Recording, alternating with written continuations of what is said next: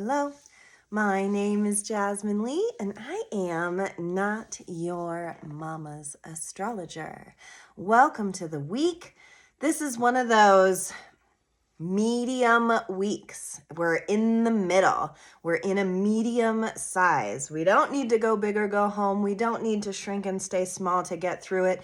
It's more of one of those weeks where we let the energy move us because there's a lot going on in July. There's a lot of really big astrology. And here's the thing that I love and hate about astrology is that we have been predicting things for a long time. And we do that through astrology because we have patterns, because we have things that happen as a result of these planet placements, as a result of the different aspects that they make to each other. And so while I love to use astrology for predictive reasons and to prepare the soul ship for any kind of launching that it is going to do, I take it with equal parts bits of salt and maybe a little sugar, because when big astrology is about to happen, it's really easy to be afraid. It's really easy to catastrophize, but we have to realize that in history, revolution and change and big things is the constant, is always going to be up for us to move the dial or move it backwards. And being in such a tumultuous time in America, being in such a tumultuous political climate, sometimes when I see astrology on the horizon that looks very large, I look to these weeks, these intermediary weeks, as a time to get really grounded, as a time to feel balanced and in control, and as a time to prepare to be slightly out of control. The letting go process, if you let it, can allow for perspective to come in a little quicker. So there isn't a lot going on this week, but Thursday, Venus is making this trine to Saturn. And so what I think of for this week is being or making the world beautiful on purpose. Like, what can you do in your world this week that is lovely on purpose? We get so bogged down with life, with what we have to do, with what we are doing, with routine and lifestyle. And I think sometimes we get lost in the matrix of it, that if this world is some kind of simulation, that we need to tap into the algorithm better, because if you look for it, there is always what you are looking for. It is always just on the horizon of what you are noticing. Because I think a big part of life and a big part of this astrology this week is going to be about noticing beautiful things on purpose. I'm reading this really crazy book called Cloud Cuckoo. Gosh, what's the rest of the name? I don't know what the rest of the name is. It's by the same author that wrote All the Light We Cannot See. And it's a head trip. And one of the characters is going through this atlas where she can see the world because she's not of the world anymore. But she figures out this break in the system where if she finds an owl and touches it, things change. Cloud Cuckoo Land is what it's called, Cloud Cuckoo Land. And every time she touches an owl, an insignia of an owl, the world changes. The picture that she thought it was changes into something else. And oh my God, what a visual for this week, you guys, that we have the power to find the things, to find the feelings, to find the concepts that will change us. That I think, and maybe I'm just speaking for myself, that sometimes I wait for change to happen. And surely, if the planets teach us nothing, it's that they will move us, whether we want to or not. But the power of the human spirit and the capability we have to change it ourselves because we say so is very powerful. And I love this book because there's so many references to this, to perspective, to how everything, every little thing, past, present, future, is connected and weaved together in a thread of astrological brilliance. And this is one of those weeks that we need to tap into our subtler self, our subtle body, our imagination, because the older we get, the harder it is to access the imaginative self. Now, some people access it regularly through their children, through writing, through listening to music, through creating music, through art. These are all very adulty, cool ways to tap into our imagination. But on a deeper, more subterranean level, I want to imagine. See what I did there? Imagination. I didn't mean to. That on a deeper level, we're creating our reality all the time. That it is our imagination at work that is the world in front of us. And what if that's true? What would you do with that? You know, I think we're all so stressed out that the things that we see in front of us are more money, more security, more this, more that. There's so much more in our desire sectors that we lose our imagination. Because what I think is that everything we need is right here in front of us. We just have to get more imaginative with it. And so when Venus makes a beautiful trine to Saturn, Venus is beauty and art and fairness and balance, and Saturn is our scorekeeper, our record keeper. And so set the record straight with yourself this week. Understand that no matter how crazy the astrology might get, or how big the world, America, politics might feel, that we also have imagination. And that is the very thing that you see the most when you read about history and when you read about people who have gone through it, is that it was the tapping into their imaginative beings that helped them get through difficult times.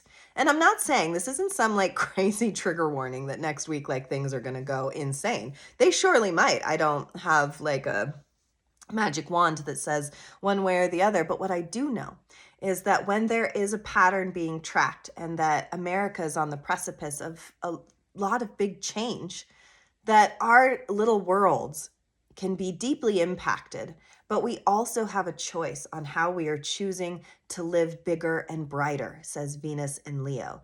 Venus in Leo is here to say that our love is bigger than whatever else is out there, that what resides in our hearts is bigger and more capable than what we give it credit for. And Saturn being here says, you can make your imagination real. And I think of that children's book, The Purple Crayon, Harold and the Purple Crayon, how he was drawing his reality alive. That we all are capable of doing that. I think we just become so asleep to it, that we become so disenchanted by what's right in front of our face, that we aren't looking for that secret owl hidden in the corner that will transmute and change the surroundings around us. Because I know that there is a really big difference when I go on a walk and don't look at anything versus when I go on a walk and I'm looking for something. Because if I start the journey looking, I will surely find something, even if it's not the thing that I think I want, even if it's not the thing that I'm actively, specifically searching for. It is the act of the search that then the other things, the other lessons, the other beautiful aspects reveal themselves. Now, could I find those things if I wasn't searching? No. Looking too much down, we miss a lot. Looking too much up, we trip a lot. It is the balance, Venus says. It is the balance of looking everywhere. That there is pockets of what we seek everywhere in our reality. We just need to be awake to see it. And I think we live in a society that really wants us to stay asleep. And so this week, I want you to be very awake. very awake because the sun is also squaring Neptune this week. And it is a beautiful astrology climate to daydream, to dream alive, awake. And I am someone who dreams every single night. Everybody dreams every single night, but I remember my dreams every single night. And I work through, most of the times it's pretty freaking obvious, like what I'm working through, where I'm at on my healing journey, which can be pretty annoying. But every once in a while, I'll have some dreams that just are so meandering and so lovely and so wrought most likely with meaning. And it's really about what I want to derive from it in my conscious self, because my subconscious is doing all of this layered work. And how cool that the concept that we lay still, I mean, I don't lay still, I kick and move a lot, but that theoretically we lay down still and we go to these worlds that our brain creates for us based on where we're at in our reality and the things we've seen. Because, then strangers on the street enter our dreams. People we never even thought we were thinking about come onto the stage. And I think that there is something to really notice in that realm this week.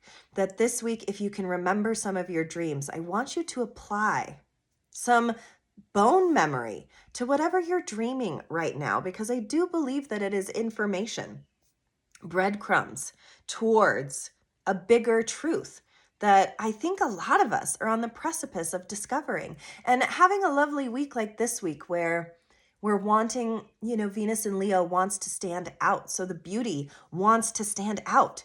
The harmony and colors and grace wants to be here presently. But it's up to us to activate that, because that doesn't mean that every day is a good day. That doesn't mean that we aren't still going through incredibly tragic times. I feel like the news has been particularly morose lately. A guy falling out of Madison Square Garden and dying, like the girl not bungee corded and being tossed off a cliff. There's all kinds of really crazy news right now on my news feeds. And I don't even listen. My Instagram is all cats and witches, so I don't know what's going on. But I'm seeing these things and I'm thinking, gosh, how ugly. But also, I'm going to turn in a different direction and say also how beautiful. That the world is so vast that there are equal parts tragedy happening at the same time as babies are being born and people are getting married. There was also 3 weddings in our town over the weekend, and seeing the flower girls walking around and the men in suits in 90-degree weather. I am so here for it. And to me, that is always and ever present, that no matter what happens, no matter how intense, no matter how on the button is in our whole reality's iteration, we can still find really incredibly beautiful things hidden in the pockets. But we do, on some level, have to do that on purpose. That I think the routine of our lives blinds us to a lot of the mysteries that we think we're trying to solve. We think we're actively doing that. We think we're actively solving some shit week to week. And maybe we are. Maybe on a very practical basis, we super are. But are we looking for the owls while we're doing all of that practical work? And I use those owls loosely because I certainly look for owls. As if any of you guys listen to my podcast regularly, that's my symbol for my mom. It's my symbol for all kinds of things. It's tattooed on my arm. It's the symbol of my business. It is something that I engage with often. So the fact that it is in my book right now is incredibly inspiring to me personally, because that is my insignia of hope and luck and right timing and being tapped into what the universe is displaying and working with as it relates to me. But what is it for you? What is an insignia? What is a symbol for you that when you see it, it instantly releases something inside of you? And I always say, make it simpler. Don't make it something that's hard to find. Like a freaking tree will do. Because when you start noticing it, to me, it's the fundamentals of manifestation. And I always invite my clients that get readings to do this every time when I meet them for the first time, because I think that it is very important to make friends with signs, to make friends with those things, because then the notion of it gets implanted into our soul, and all of a sudden we're seeing it all of the time. And what's beautiful about that is that's what manifestation is. That is what the hub of it exists within. And if we practice it on a very simple level, like a squirrel, squirrels be freaking everywhere, you guys. If you practice with a squirrel, then imagine how often you're going to be getting those fateful hits by seeing that thing over and over and over. And it is something that I truly believe in my body moves the dial. It changes you because you start trusting that that symbol is going to show up for you. I'm saying it, and my blanket on the couch is a big owl just looking at me. I say it and it's true. Because isn't that what this whole matrix is? We say it and it's true. My body hurts today. Well, that must be true because you said it. And if it's not true, and if you said it for other reasons, then that is another true. That is another truth that you get to go deep down and explore. So this week is a week to explore our truths in that way, because there is something beautiful about even the darkest truth. And I was in the car the other day, and we drove past a street that I lived on as a child, and I got this inkling of a bad memory. And I don't remember it, but it felt bad. It was a neighbor that I had, and it felt scary because it was like, can I totally forget certain things? Can like my mind drop something bad that I don't want to see? And the answer is probably. But what do I do with that? I move through it. I am thoughtful of it, that maybe there was this bad memory as a child that I blocked out a little bit, but that there was a sign, because that street was the street that I went and saw my owl on. And so it felt very important to integrate whatever that was. This is what I'm talking about this week. Making these weird little connections to the deeper parts, the unseen self, being brought out into the visual field of where you are looking, what you are seeing, and why you are seeing it. So maybe that sounds a little unhinged, or maybe it doesn't sound rooted in anything foundational. But what I will say is I am the kind of person that doesn't believe anything, because I believe that belief 100% controls you absolutely. But I do like proof. I do like it when spirit, soul, whatever you call it, speaks to me regularly, because it is something that reminds me that I am safe. And that's through my own lived experience, that we all process reality through our own lived experience. And I want you to use these theories, these experiments, these manifestations as a way to get closer to your own notions and theories about what's on the other side of the rainbow, what's on the other side of you. Have you ever just stared in a mirror and tripped out on yourself, on your own existence? That looking in the mirror until you become something that is both you and not you all at the same time. It is the tripping out on existence, on perception. Have you ever seen different pictures of yourself taken by different people? And one person can take a beautiful picture of you and another person horror show. Because it's all perspective, it's all angles, it's all color filtration, it's all the light of the day, it's all the glow of the candles. That's not just true for our physical beings, it's true for our internal ones as well. And the more room we make this week inside of ourselves to candle glow the inner landscape, the more freely it can escape us and represent itself in the outer landscape.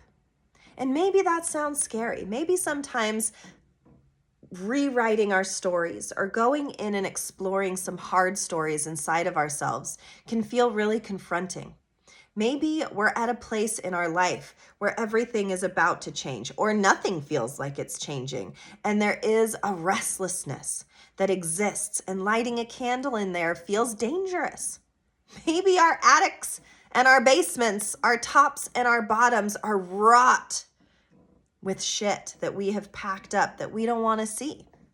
But it is in the releasing it that we can trust that there will be beauty on the other side of what we release inside of ourselves, because when big astrology is on the horizon, it's going to ask us to release a lot of the chains that bind us. And while theoretically that sounds good, because change is good, growth is good, next chapters are good, we don't know what they are.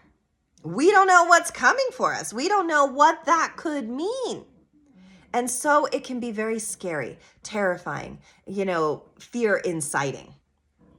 And so there is always two sides of that coin. But if this week we use that energy, we use that chi to find beauty, to find synchronicity, to find things on the outside world that mirrors our inside world, well, then we've got some tools that we can work with.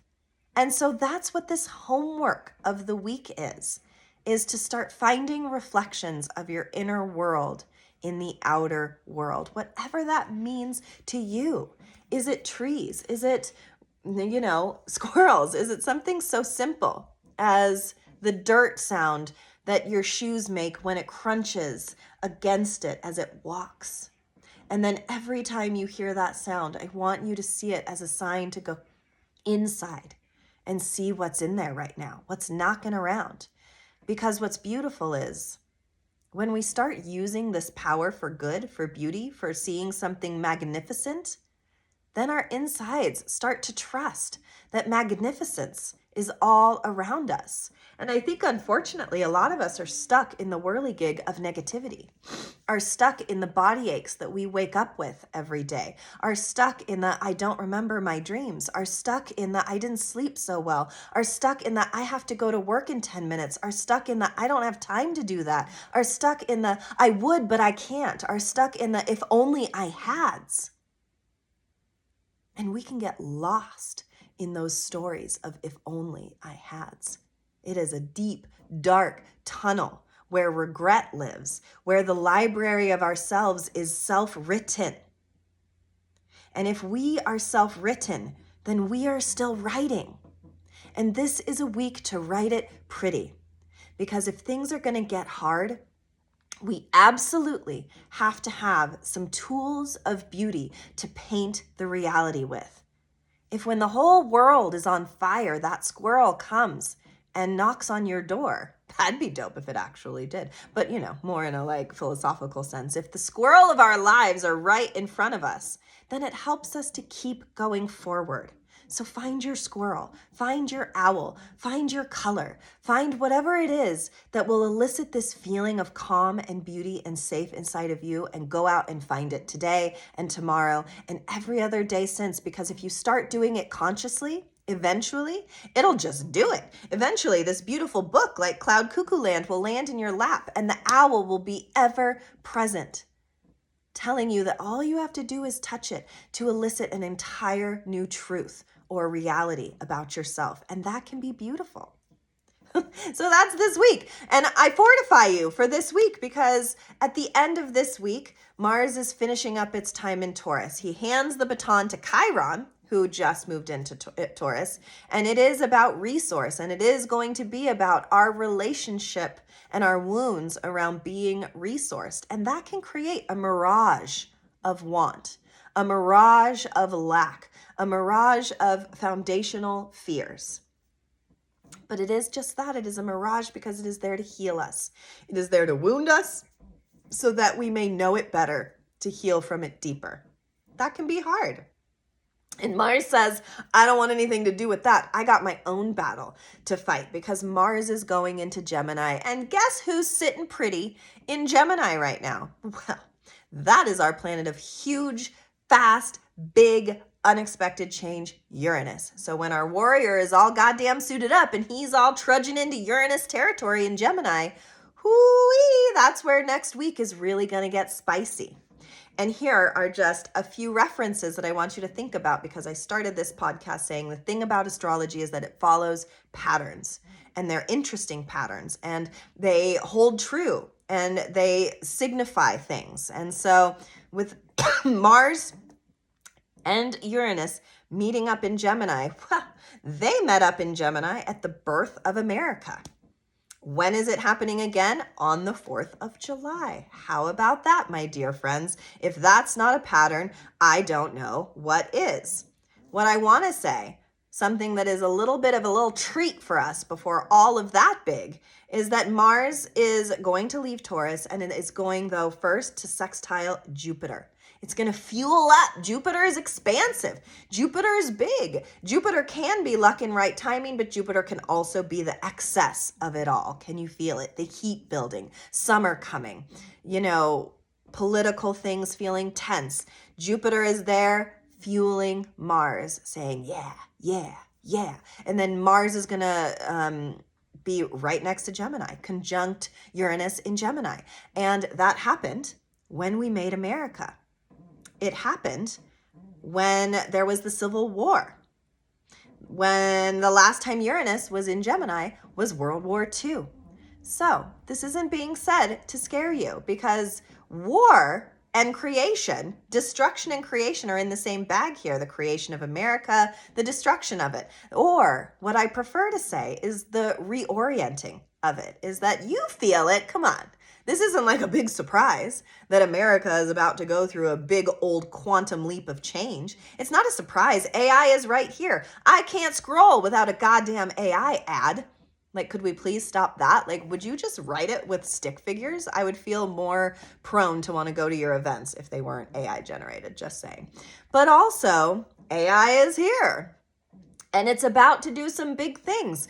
And America is in a very tricky situation and needs to go through some growing pains. So it is a disruptive combination, Mars and Uranus, in the sign of tech, communication, neighbors, siblings, all of these things that feel familial, close, near us. So what needs to change in your community? What needs to change in our political climate? What needs to change as it is applying to tech and communication? It's going to happen. And it's going to be big, and it's going to be unpredictable. And, sometimes we don't understand the astrology until it is happening, has happened. That is kind of what hindsight provides to us. So it's not like I think we're going to go into a war next week or anything like that. But I do think it's going to feel like really big combustible energy. And I want you to take that energy and use it to make good. And use it to change what needs changing in your life. Maybe you'll feel a little spicy, locked in and ready to fight against the man. I don't know. Maybe you'll feel locked in your household to change the dynamic that is dragging y'all down. We can use this energy to make change that is great. I love the idea of using what has classically and historically been war energy to make positive change. That I think, violence and war being in the same conversation is maybe something that is up for review in my mind's eye. That big change doesn't always have to come with violence. That we can make big change through activation of a community, through activation of our own soul's ability to grow. So that's how I want you to see that. Because then we're also going to be having, full moons, Mercury retrogrades. Oh my God. And Mercury is going to be retrograding in Cancer, which is a very emotional thing to have happen. So I do believe a lot of fear could be elicited. I do believe a lot of, unknowing can be presented to us. And what is the remedy for that? Well, this week is the remedy for that. This week's ideal around find your pivot points, find your respite, find your moments of finding your squirrels, and see what happens when you can lean in to the trusting side of the pendulum swing. When you can lean into whatever side your life pendulum is on, it will go to the other side. So how do you best prepare for each side? Well, I know, neutrality, finding that middle. Too much ice cream makes you sick. A scoop of ice cream? Fuck yeah, get that. And I want you to apply ice cream to everything that you do. Too much sleep, you become listless. Too little sleep, you can't focus. Too much dream memory would be crazy, because I have this feeling that we do a lot of crazy things in our sleep that we don't remember. But remembering a little bit, dope. Yeah, let's remember a little bit. Let's just dip a little pinky finger in our subconscious. We don't need to fucking go elbows in. No, we do not. We can just be open. We can just feel willing. And that's where all good things start, is just the willingness. And the card I pulled, very interesting, is to be fair. Is that really what we're trying to do is balance. Really what we know already is America is unbalanced. And as a result, we too are very unbalanced in how we see the world, in what we think our priorities are, in what matters most, in what we have to do just to survive. And that every time we get this out of balance, out of sync, this to be fair card comes around and says, it's time to pivot. It's time to get back to some kind of neutrality. And sometimes in order to get back to neutrality, we have to very aggressively swing on another side in order to get back to something center. And that's what I feel like this whole bit of time with the horrors of the Trump administration has been, is it's finding a way to see. You have to lift up the dark stones to see all the little critters skitter underneath, to see the Epstein files leaking, to see that underneath whatever the facade is, there's an owl we can touch that will then melt away the figments of our imagination and leave us with some doses of some pretty hard realities. That being lied to, is just what's always been thus in our political climate, and how we find a way, our own way, to bring it to center. Not to go far off on the other side either, because that shit's crazy too. There is no extreme that isn't crazy. And isn't that the note of brilliance? There is that fine line that any artist, poet, musician in history, genius, brilliant person, intellect, mind, Einstein, all of these people, when you explore their histories, are wrought with mental instability. And why? Because the genius being too high on one side of the pendulum swing doesn't allow for the outbreath of just being human. Is that when you are turning your heartbreaks into art all of the time, then your heartbreak lives in you viscerally for all of time. You are forced to sing those sad songs, forced to look at that imagery. And while on one end of the spectrum, it's so good to get it out, but too much feeling, too much brilliance can completely short circuit the whole gamut. I don't know if you've ever read the book Flowers for Algernon, but that is a brilliant book that explores someone who was mentally disabled and being made fun of all the time and didn't know, but kind of lived in this ignorance is bliss lifestyle, that then in an experiment with another mouse, a human and a mouse, becoming hyper intelligent. And that really it was the same, that his being ostracized from society, feeling separate, was the same. And which one was he happier? Well, when he didn't know, he was a lot happier. And so what an interesting juxtaposition to think too smart, too stupid. We can't be either of those things. We have to find our middle ground here. And that's what this week is about. Finding your squirrels, finding your middle ground, finding your beauty, finding what it is you are ready to erupt through into a change. Going into those soul bones and seeing what doors need opening, the attics and the basements of our hearts and our souls. What's down there? What's up there?